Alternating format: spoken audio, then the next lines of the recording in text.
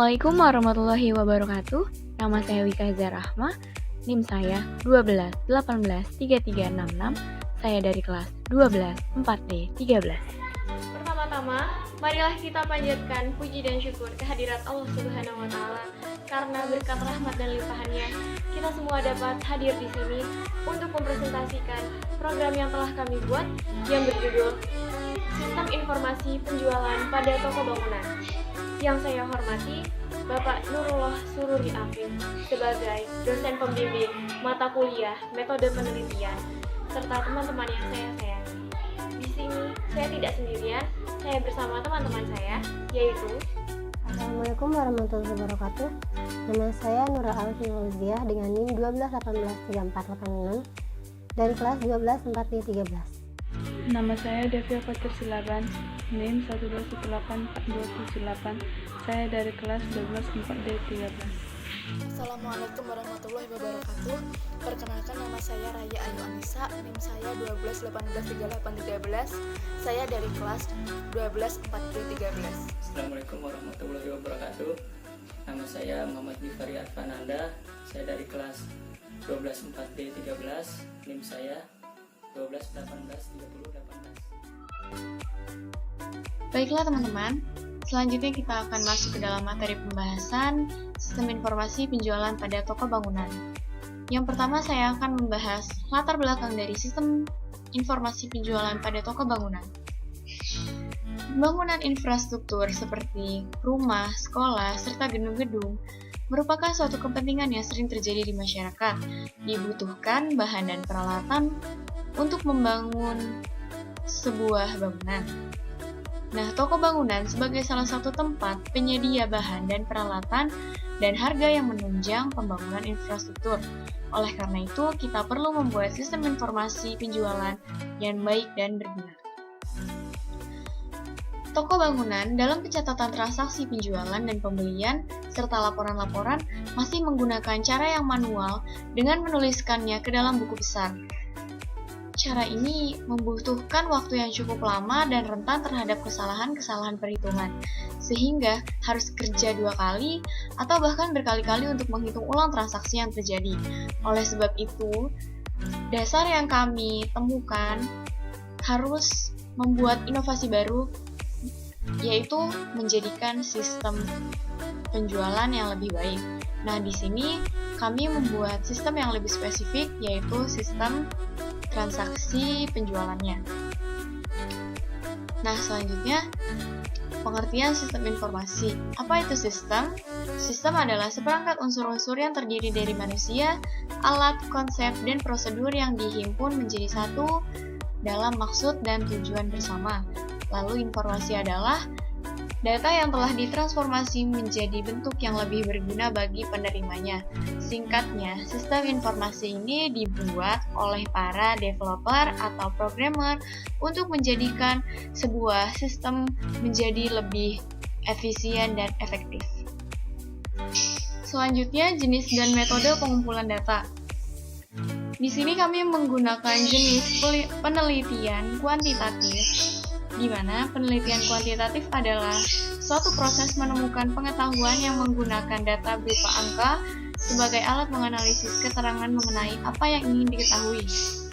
Jadi kami melakukan penelitian ini secara langsung dengan metode pengumpulan data primer, di mana data yang kita ambil langsung dari tempat tujuannya, tempat kita melakukan penelitian. Nah, selain itu, kita melakukan observasi untuk menemukan data primer yang bertujuan untuk mendapatkan suatu kesimpulan mengenai objek yang diamati, di mana kesimpulan tersebut disusun dalam sebuah laporan yang relevan dan bermanfaat bagi bahan pembelajaran. Selain observasi, kami juga melakukan wawancara yang bertujuan untuk mendapatkan informasi yang tepat dari narasumber yang terpercaya. Setelah kita melakukan wawancara, lalu kita melakukan analisis data. Analisis data ini bertujuan untuk menentukan seberapa akurat data yang diperoleh dari hasil wawancara agar laporan yang dibuat terhindar dari kesalahan.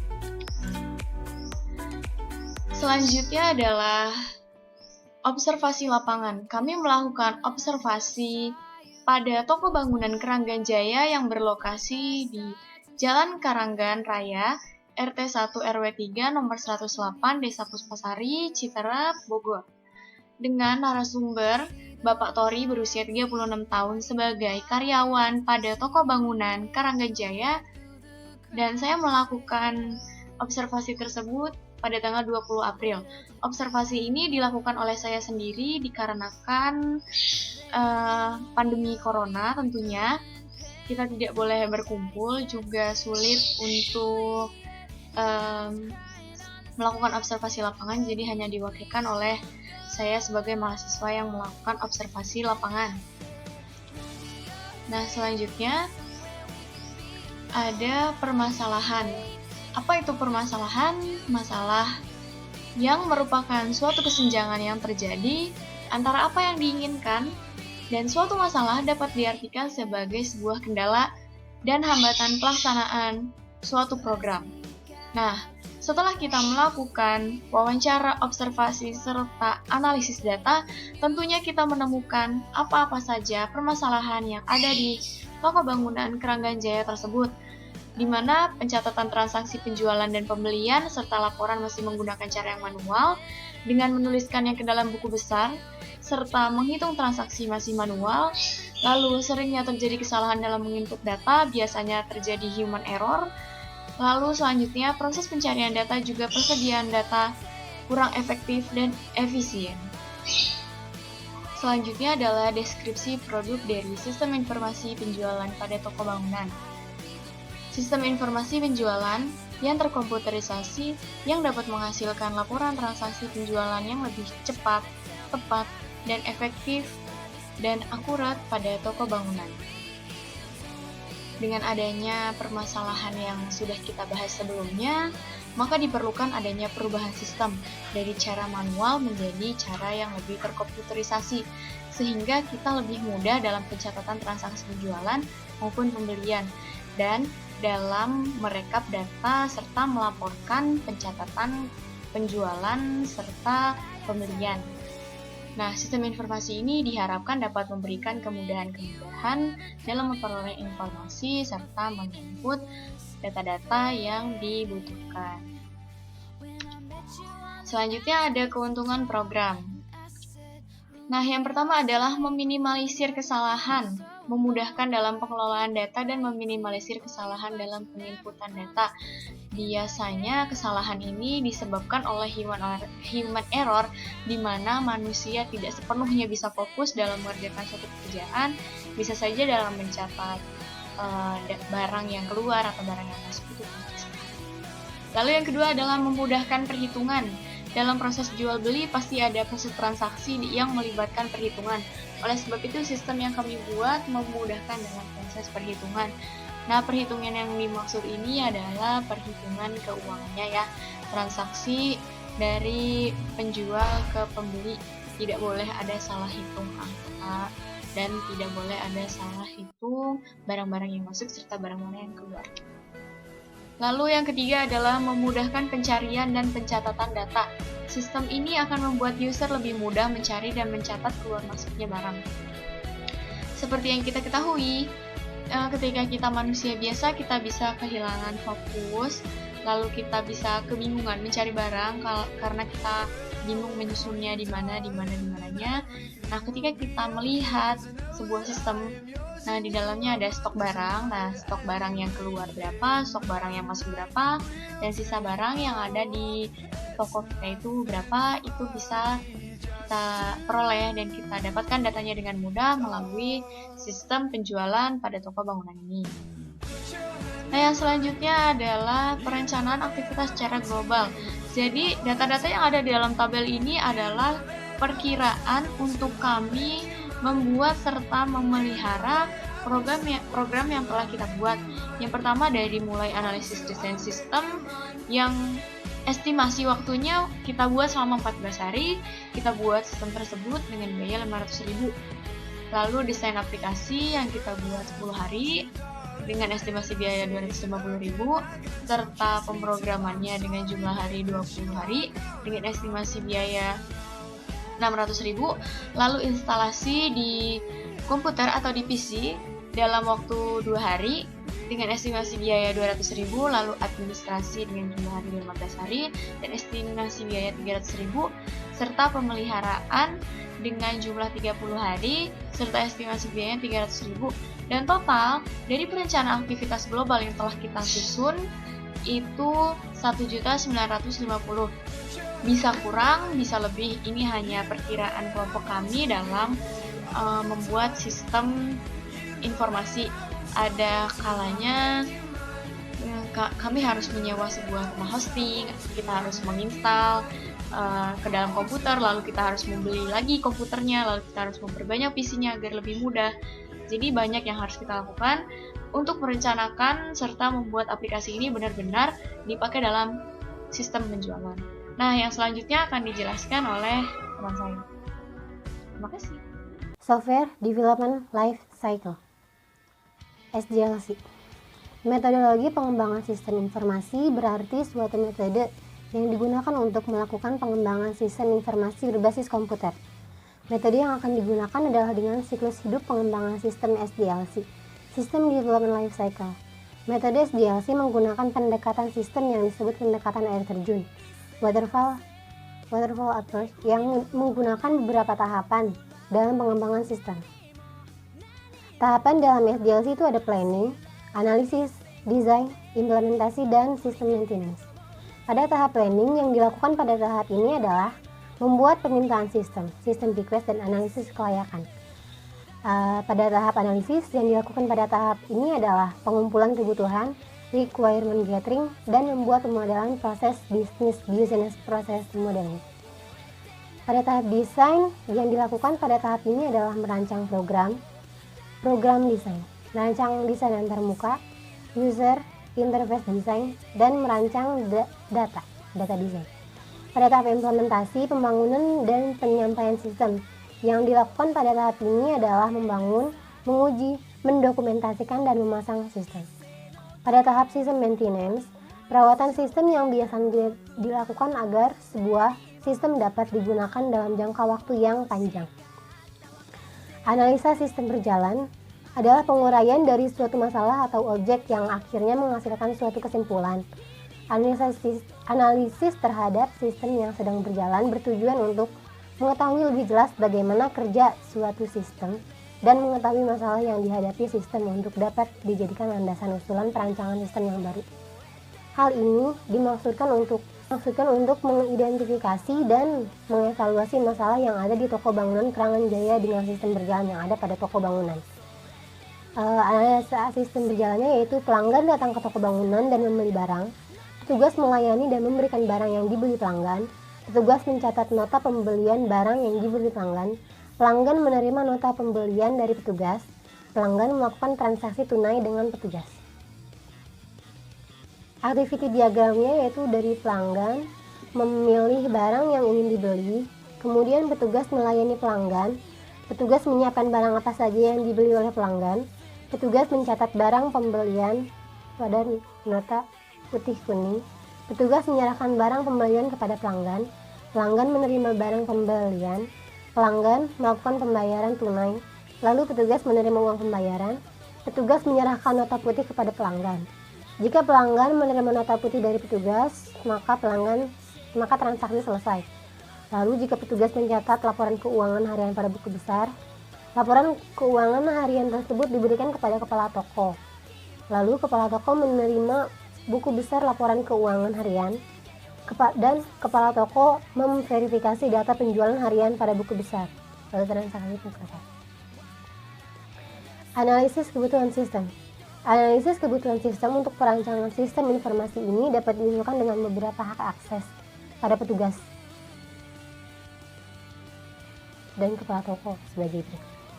Petugas. Yang pertama, petugas dapat login, petugas dapat mengganti username dan password, petugas dapat mengelola data penjualan, petugas dapat mengelola data persediaan barang, petugas dapat mengelola data transaksi, petugas dapat mengelola laporan penjualan. Kepala toko. Kepala toko dapat login. Kepala toko dapat mengganti username dan password. Kepala toko dapat melihat laporan penjualan. Kepala toko dapat mencetak laporan penjualan. Use case vis level. Yang pertama ada aktor-aktornya itu petugas, terus ada administrator, ada kepala toko. Petugas itu dapat mengelola data barang, mengelola data transaksi, mengubah profile, mengubah password. Kemudian ada administrator. Administrator itu dapat mengelola data barang, mengelola data transaksi, mengubah profile, mengubah password, terus melihat laporan dan mengelola user. Dan sebelum melakukan itu, petugas administrator itu harus melakukan login terlebih dahulu. Terus ada kepala toko. Kepala toko itu dapat mengubah profile, mengubah password, terus melihat laporan. Dan untuk melakukan itu, kepala toko harus melakukan login terlebih dahulu. Di sini saya akan menjelaskan desain sistem. Desain sistem adalah tahap setelah analisa kebutuhan sistem dari siklus pengembangan sistem yang mendefinisikan dari kebutuhan-kebutuhan fungsional, persiapan untuk rancang bangun implementasi, menggambarkan bagaimana suatu sistem dibentuk yang dapat berupa gambaran, perencanaan, dan pembuatan sketsa atau pengaturan dari beberapa elemen yang terpisah ke dalam satu kesatuan yang utuh dan berfungsi, termasuk menyangkut mengkonfigurasi dari komponen-komponen perangkat lunak dan perangkat keras dari suatu sistem. Selanjutnya ada desain basis data. ERD Entity Relationship Diagram. ERD adalah suatu bentuk diagram yang menjelaskan hubungan antar objek-objek data yang mempunyai hubungan antar relasi.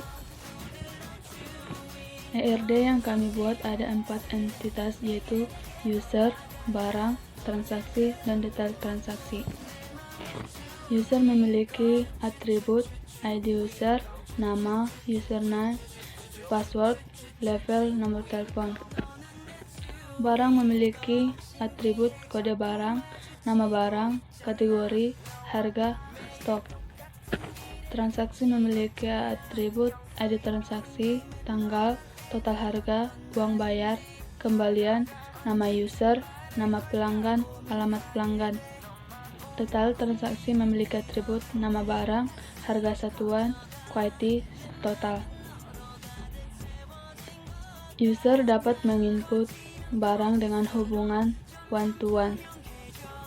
User dapat melakukan transaksi dengan hubungan one-to-one. Barang membutuhkan detail transaksi dengan hubungan one-to-many. Transaksi melibatkan detail transaksi dengan hubungan one-to-many. LRS, Logical Record Structure. LRS adalah representasi dari struktur record pada tabel-tabel yang terbentuk dari hasil relasi antar himpunan entitas. LRS yang kami buat ada 4 entitas, yaitu transaksi, user, detail transaksi, barang.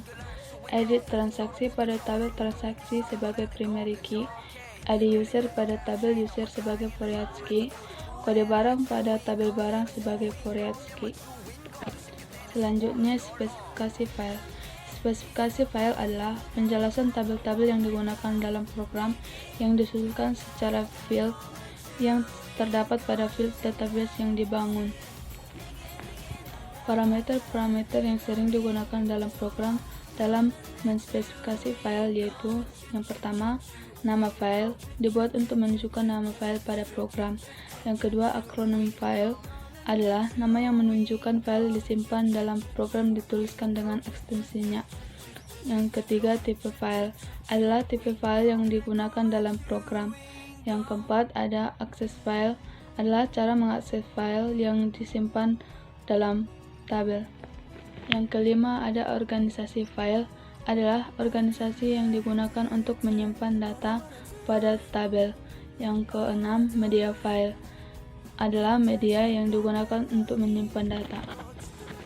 Yang ketujuh adalah panjang record adalah jumlah karakter yang digunakan dalam satu record. Yang kedelapan ada field key, field yang dipilih sebagai primary key. Yang terakhir, software yang digunakan dalam membuat tabel. Yang pertama, spesifikasi file user. Nama file, tabel user, akronim user, fungsi untuk menyimpan data user, tipe file, file master, organisasi file, indeks sekuensial, akses file random, media hard disk, panjang record 30, kunci field, ID user, software MySQL. Yang kedua ada spesifikasi file barang.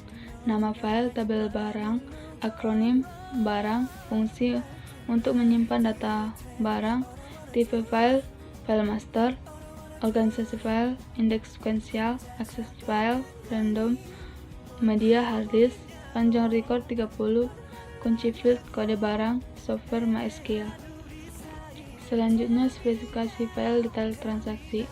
Nama file, tabel detail transaksi, akronim detail transaksi, fungsi untuk menyimpan data pada tabel transaksi, tipe file, file master, organisasi file, indeks sekuensial, akses file random, media hard disk, panjang record 30, kunci field, ID transaksi, software MySQL. Selanjutnya spesifikasi file transaksi. Nama file, tabel transaksi, akronim transaksi, fungsi untuk menyimpan data pelanggan, tipe file, file master, organisasi file, indeks sekuensial, akses file random, media hard disk, panjang record 30, kunci field, ID transaksi, software MySQL. Oke, di sini saya akan menjelaskan tentang struktur kode.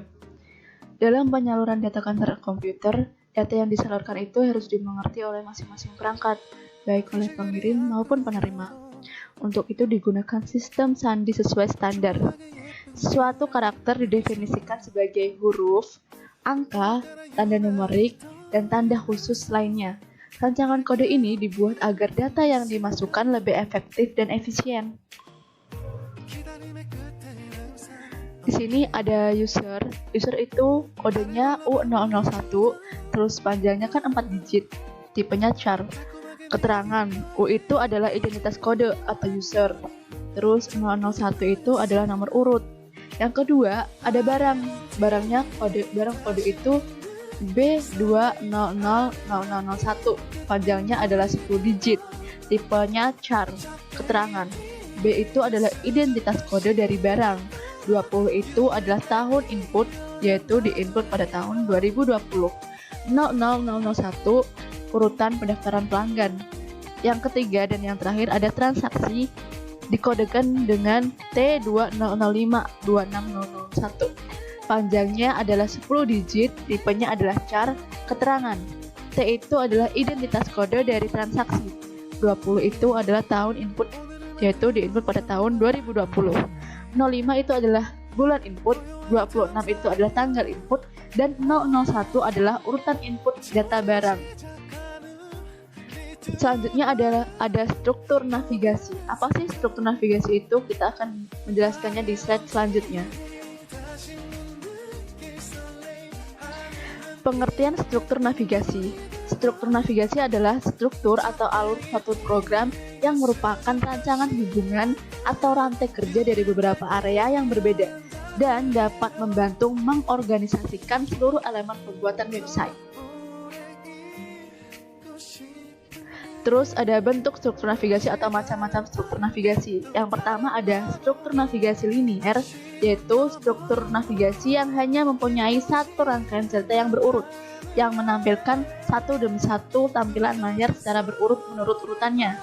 Terus yang kedua ada struktur navigasi hierarki, yaitu struktur navigasi yang disebut struktur bercabang. Struktur yang mengandalkan percabangan untuk menampilkan data berdasarkan kriteria tertentu.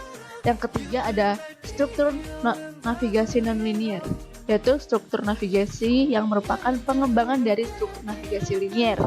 Pada struktur ini diperkenankan membuat navigasi bercabang. Yang keempat ada struktur navigasi campuran. Nah, struktur ini itu mencangkup struktur navigasi sebelumnya, ada linear, hierarki, dan non-linear. Nah, struktur navigasi ini sering disebut dengan struktur navigasi bebas.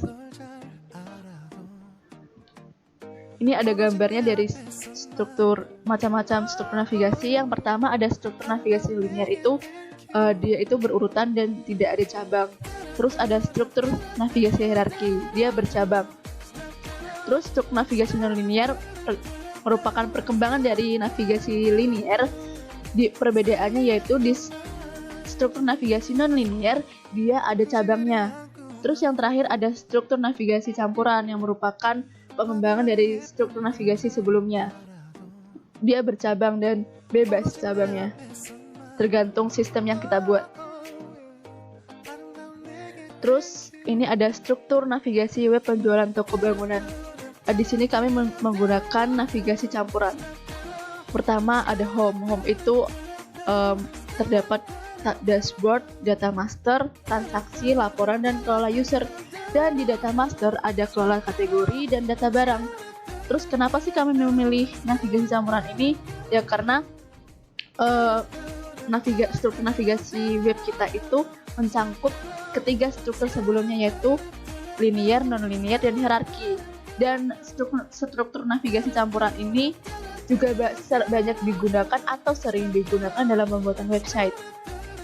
Dan juga memberikan keinteraksian yang lebih tinggi. Oke, untuk di bagian pengujian program ini saya akan memperlihatkan sedikit bagian web ya dari mata kuliah web programming. Oke.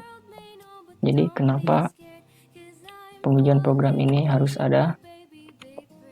Jadi pengujian program itu diadakan untuk memvalidasi data agar sesuai dengan apa yang program tersebut minta ya. Oke, misalnya di sini ada form login ya. Di sini kita akan memvalidasi form ini. Oke, pertama di sini kasusnya adalah jika username-nya salah dan passwordnya juga salah. Oke, misalnya di sini saya asal aja user 1, passwordnya 123. Oke, maka di sini akan ada pesan username tidak ditemukan, atau bisa juga nanti tidak terdaftar lah ya. Kenapa tidak ditemukan? Karena yang pertama kali dicek adalah username-nya dulu sebelum passwordnya. Oke, untuk selanjutnya jika username benar lalu passwordnya salah.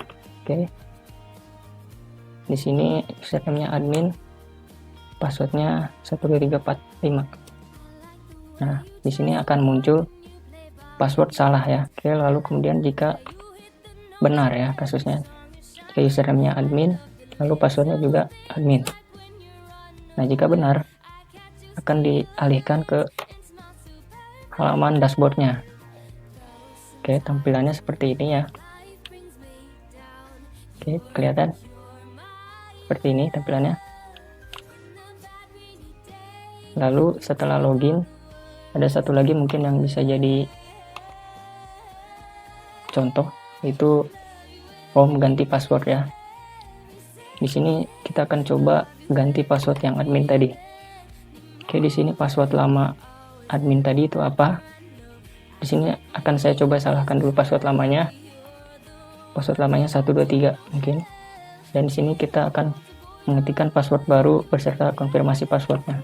Dan untuk password barunya mungkin saya akan coba 12345 ya. Untuk konfirmasi password harus sama dengan password baru. Seperti itu. Kita coba cek. Nah, di sini ada pesannya gagal, password lama tidak sesuai. Karena tadi saya masuk itu 123, yang benarnya itu adalah admin ya. Jadi password lamanya harus admin. Nah, lalu di sini password baru, di sini kita buat baru ya, 12345. Nah, konfirmasi password ini dia harus sesuai dengan password baru yang tadi, jadi harus diketik ulang. Sekarang kita coba salahkan dulu ya, 123. Nah, di sini ada pesan lagi, the konfirmasi password field does not match the password baru field. Jadi di sini masih bawaan coordinatornya ya, belum saya ganti. Jadi di sini intinya adalah jika konfirmasi password ini tidak sesuai dengan password baru, maka dia akan muncul pesan error. Jadi dia harus sama value-nya dengan password baru ya. Seperti itu. Dan sekarang kita coba benarkan ya. Password namanya admin, password barunya 12345, password barunya, konfirmasi passwordnya 12345. Oke, simpan. Nah, jika berhasil dia akan dialihkan ke form login kembali, dia akan logout ya. Sekarang kita coba pakai password yang lama dulu. Username admin, passwordnya admin. Oke, password salah ya, karena password tadi sudah diganti. Kita coba password yang baru, 12345. Oke, dia sudah masuk ya. Jadi mungkin itu saja untuk bagian pengujian programnya. Sebenarnya masih ada banyak di sini, ada di transaksi juga, di data master, kategori, barang. Contohnya yang simpel aja nih, yang kategori ya. Misalnya di kategori, di sini memerlukan nama kategori ya. Di sini jika kosong, nah dia akan muncul pesan error juga. Di transaksi juga sama ya. Kalau misalnya ini, nah, dan ada lagi yang lebih ini ya. Misalnya kita mau hapus data barang, tapi data barangnya ini sudah dipakai di transaksi, jadi dia tidak bisa dihapus. Misalnya yang asbes lah, ada gak ya? Nah, gagal, data telah digunakan transaksi. Silakan hapus transaksi terlebih dahulu. Itu artinya apa? Jadi kalau data barangnya ini sudah digunakan di tabel transaksi gitu, misalnya udah di-input barangnya, nah itu nggak bisa langsung dihapus dari sini. Jadi transaksinya dulu yang harus kita hapus. Saya di sini nih, ya di sini ada barang ini, kita pengen hapus barang ini kan, kita harus hapus data transaksi yang ini dulu. Data transaksi yang ini harus kita hapus dulu. Harus kita hapus dulu baru bisa dihapus. Oke, mungkin untuk itu saja untuk bagian pengujian. Oke, untuk selanjutnya di sini ada pemeliharaan program ya. Dimulai dari fitur menarik. Dengan cara melakukan monitor statistik website, maka dapat memantau halaman apa yang menjadi keluhan bagi pengguna, error yang terjadi pada saat pengunjung memasuki website, dan juga hal-hal lainnya. Lalu ke monitor statistik web, menambahkan fitur-fitur yang menarik pada website yang dibuat seperti forum diskusi, fasilitas chatting, dan fasilitas lainnya. Lalu di sini ada backup data. Hal ini dikarenakan jika sewaktu-waktu terjadi gangguan pada web server, maka data yang hilang bisa dipulihkan lagi. Oke, untuk tampilan, untuk update tampilan, di sini tampilan sebuah website juga perlu untuk diperbarui sehingga pengguna website tidak merasa bosan ya. Selanjutnya ada update sistem. Pengguna dari suatu website juga bisa mendeteksi apakah suatu website yang dibuat tersebut terawat atau tidak melalui rentang waktu update isi website tersebut. Oke, lalu untuk selanjutnya adalah kesimpulan dan saran. Yang pertama adalah mempermudah pemilik dan pegawai toko pada saat melakukan transaksi pembelian dan penjualan, serta mempermudah dalam pengolahan data dan pembuatan laporan, sehingga keterlambatan informasi yang diperoleh dapat dicegah dan informasi yang dihasilkan akan lebih cepat, tepat, dan akurat dibandingkan dengan mendata secara manual. Sistem informasi penjualan yang dibangun dapat mengolah data penjualan sesuai dengan yang diharapkan, yaitu pendataan barang, pendataan pelanggan, transaksi penjualan, laporan penjualan, laporan transaksi ya. Untuk yang kedua, permasalahan yang sering terjadi dalam pengolahan data penjualan dapat dikurangi sehingga kendala dalam pengolahan data penjualan berkurang. Lalu yang ketiga, proses penyimpanan data yang dilakukan secara terkomputerisasi melalui sistem database akan jauh lebih aman, memiliki resiko kerusakan data yang kecil karena disimpan dalam bentuk soft copy. Oke, lalu selanjutnya ada saran di sini ya. Dari hasil penelitian dan pengamatan yang telah dilakukan, terdapat beberapa saran sehingga diusulkan terhadap pihak toko bangunan, antara lain. Yang pertama adalah dalam menetapkan sistem penjualan barang, hendaklah benar-benar dipelajari secara mendalam karena mengubah sistem lama yang manual menuju komputerisasi memerlukan biaya dan waktu. Penyesuaian antara lingkungan pihak toko bangunan dengan sistem yang baru sehingga dalam pelaksanaan tidak menyimpang dari tujuan pengembangan sistem. Lalu yang kedua, memberikan pelatihan bagi karyawan atau personil sehingga lebih terlatih dan terampil dalam mengoperasikan komputer, terutama bagian administrasi. Maka perlu diadakannya training terlebih dahulu dengan harapan agar dalam pekerjaannya nanti tidak akan terjadi banyak kesalahan yang dilakukan dan tentunya tidak akan menghambat pekerjaan tersebut. Oke, mungkin cukup seperti itu dari saya. Kurang lebihnya mohon maaf. Wassalamualaikum warahmatullahi wabarakatuh. Software Development Lifecycle. Metode penelitian.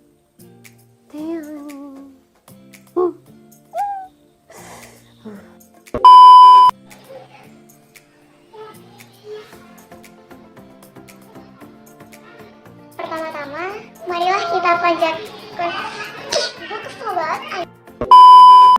Assalamualaikum warahmatullahi wabarakatuh. Nama saya Muhammad Gifari Arfananda. NIM saya 12 18 30 18.